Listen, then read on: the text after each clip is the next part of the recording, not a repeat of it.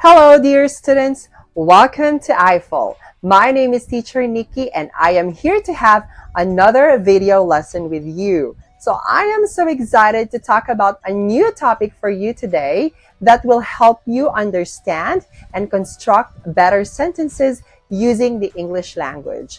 I know that these lessons will be very helpful for you to communicate using the English language that are grammatically correct and properly constructed, considering that we will be talking about some grammar topics. So I want you to concentrate on our lesson today, pay attention to our sample sentences, and please practice them very well even after the class. So let's go ahead and start our lesson.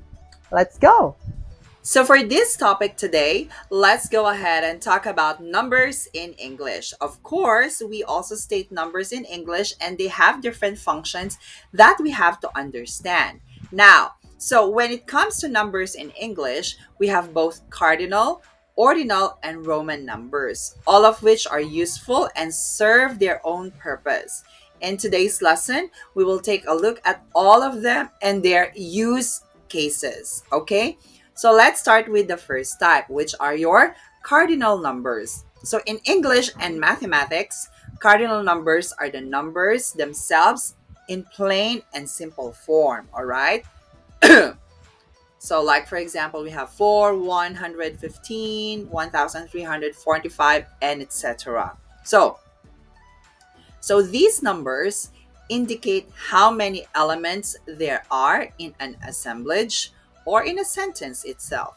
Generally, it's best to write the letter form of the number in writing and not the numerical form. Of course, we have here examples: 76, 86, 98, 1034, 54. So saying that how many elements. Okay, like for example, in sentence, I have 25 children accompanying me.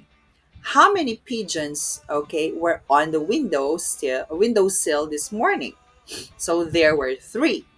I know about 4 guys who can help you.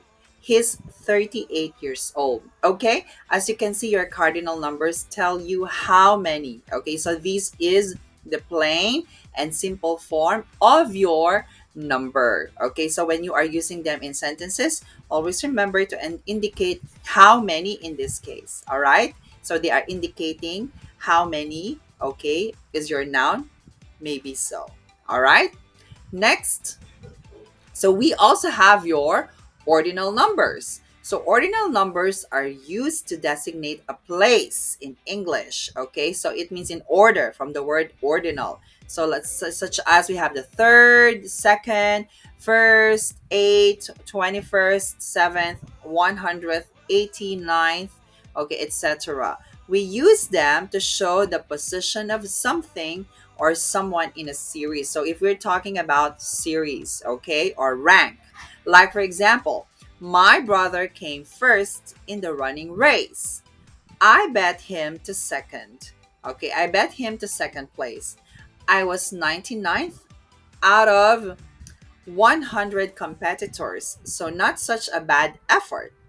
According to my results, I placed 24th out of the 23 members. Okay, it's not always about coming first place. Prizes will be allocated to first, second, and third placed competitors.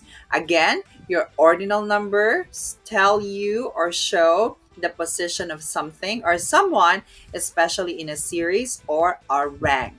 Okay, so that's the function of your ordinal numbers. Now, we also have your Roman numbers. Okay, in English, we mainly use the standard Arabic numbers for mostly everything and more importantly in mathematics. So, nevertheless, we use Roman numbers also for things such as clocks. So, we see them in clocks, naming historical events or statues in names. We also have films, monuments, etc. They are still used for historical reasons and they also look very aesthetic and classy. So it is frequent to use Roman numbers for stylistic purposes only. So mainly this is for writing purposes. So if you notice the names like the second, the third, okay, like Philip the second, Philip the Fourth. So they are written in Roman numbers. So that's why we put them in this case. We also use them for historical events or even statues or figures, right? So if you notice some of them, they are written in Roman numbers. All right. So these are just the three numbers in English that we have to know the purposes for. Okay.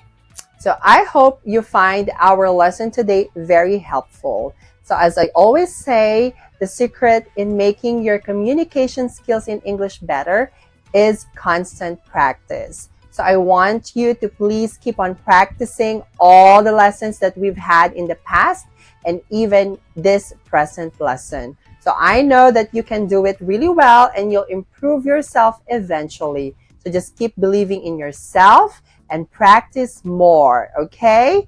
Now, please stay tuned to our more lessons here in I-Fal, and please visit our website that I will flash on the next screen. I also encourage you to please subscribe to our classes because we have a lot of amazing teachers that will help you and guide you in improving your English skills. So once again, this is Teacher Nikki. So I'll just see you again on the next classes and video lessons that we're going to have. I know that we will have more amazing lessons in the future. So stay tuned and good luck. Study harder and I'll see you next time. Bye.